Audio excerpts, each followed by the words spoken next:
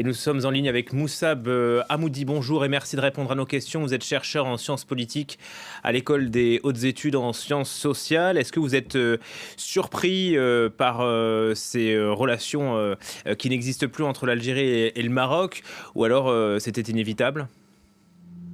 Bonjour. En fait, tout le monde a été surpris parce que finalement, la déclaration de rupture, elle était venue soudainement et tombée brusquement. Donc, on ne s'attendait pas, on voyait qu'il y avait une escalade au niveau des argumentations des ministères des Affaires étrangères de part et d'autre. Bon, on s'attendait à ce qu'il y ait encore plus d'escalade, mais d'aller à couper net, cela, bien sûr, n'a pas été envisagé, c'était brusque.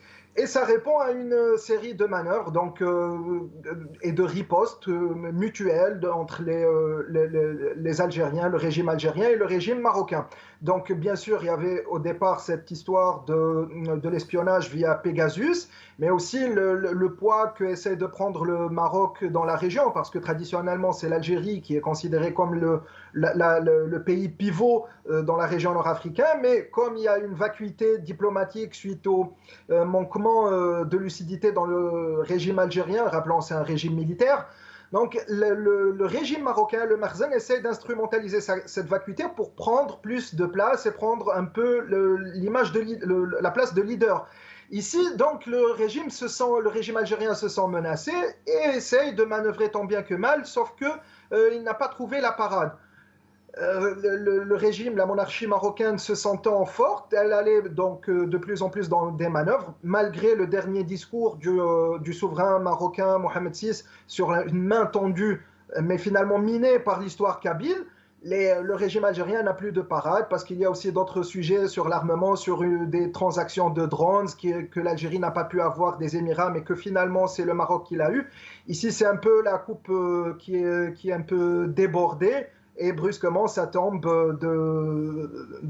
unilatéralement de chez l'Algérie par la voie du ministère des Affaires étrangères, une rupture des relations diplomatiques dont tout le monde est perdant naturellement. Est-ce qu'on n'oublie pas un troisième acteur dans cette crise, Israël? On rappelle que le Maroc et Israël ont normalisé leurs relations sous Donald Trump. Est-ce que cet élément nouveau gêne l'Algérie? En tout cas, dans le discours, l'Algérie ne normalise pas. Mais en même temps, l'Algérie manœuvre dans l'OTAN aux côtés d'Israël. Et dans l'argumentation, dans le parler de la diplomatie algérienne, il n'y a jamais de reproche à Israël. Donc ici, ce point semble être minime. Et il y a des axes très traditionnels, parce que le type de conflit algéro-marocain, il est sur des axes très traditionnels, qui sont bien sûr le dossier du Polisario et de Sahara occidental. C'est ce qui a provoqué les ruptures diplomatiques de 1976 et 1963. Et une seule rupture liée à l'intérieur algérien, qui est celle de 1994, et à cela s'ajoute celle de 2021.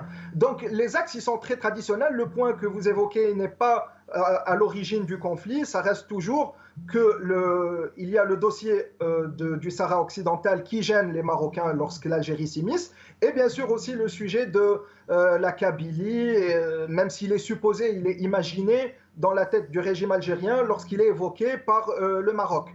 Donc ici, il faut savoir aussi que le régime algérien, il essaye de trouver des parades à sa propre crise, parce qu'en Algérie, il y a une grande crise politique qui a été provoquée par la protestation du Hirak.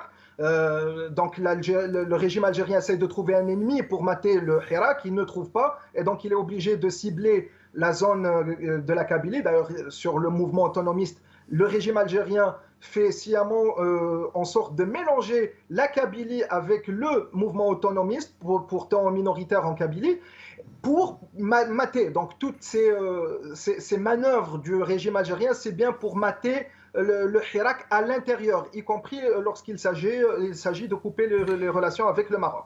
On a entendu quelques Marocains dans les rues de Rabat dire qu'ils regrettaient cette rupture des relations avec l'Algérie. Ça va changer quoi concrètement pour les deux voisins ? Pas que pour les deux voisins finalement, parce que les deux voisins ils sont séparés malheureusement depuis un bon moment, mais c'est toute la région qui va payer les pots cassés, à commencer par la Libye qui espérait que l'Algérie ait un rôle favorable dans sa crise qui peut s'étendre sur la région Sahel pour le reste des pays voisins, donc la Tunisie, l'Algérie elle-même et le Maroc. Mais finalement, avec la rupture des relations diplomatiques entre l'Algérie et le Maroc, c'est la Libye qui va payer les pots cassés. Et bien sûr, cet espoir d'un Nord-Africain uni ne sera pas encore à l'ordre du jour. C'est-à-dire ce sont des peuples qui se considèrent comme voisins, mais qui sont séparés par leur propre régime. Merci beaucoup pour vos explications, Moussa Hamoudi, chercheur en sciences politiques à l'École des hautes études en sciences sociales.